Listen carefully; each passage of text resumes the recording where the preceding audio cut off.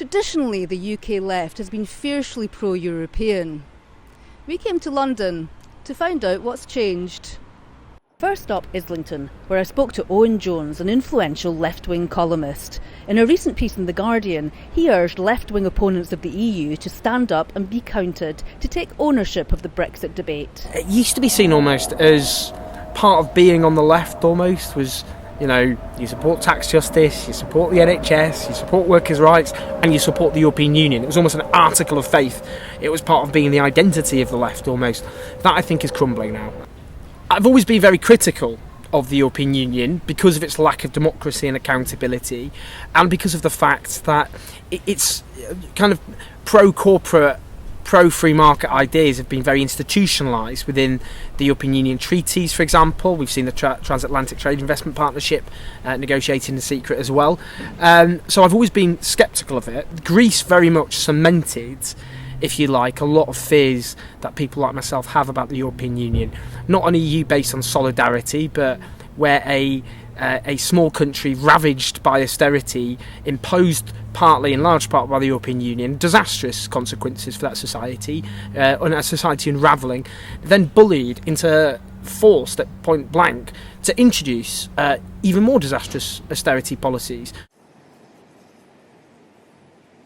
Jon Trickett, a senior Labour MP, is currently organising left-wing opposition to the EU under the banner Left Out.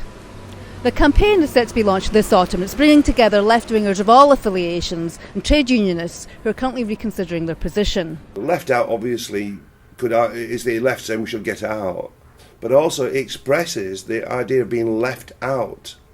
A lot of people feel left out of the European project, not only in Britain but throughout Europe. There are conversations going on as to what the left now ought to do about Europe, and in the past I think it was felt that it was axiomatic that because the left are internationalists, that therefore we should buy into the European project. Personally, I never felt that that was right, and I feel like the institutions of Europe were never for working people.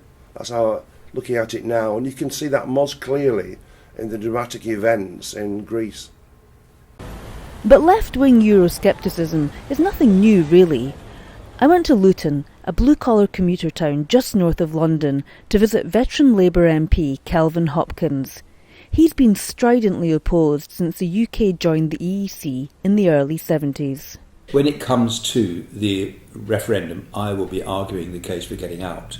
The reality is that the left started off being opposed to the European Union, and it was the business right that was in favour. What happened then in Britain in 1979, Margaret Thatcher won her general election, and she was an extreme free marketeer. By the late 1980s, the Labour movement in general flipped and became pro-EU, or pro-EEC as it was then, instead of anti, because they thought we'd lost 3 general elections by then, and we thought we may not get them back for a long time. The only way to protect workers and trade unions was to have some cover from the European Union. I thought this was a big mistake. Back to the present day and to Lexit. Will it catch on?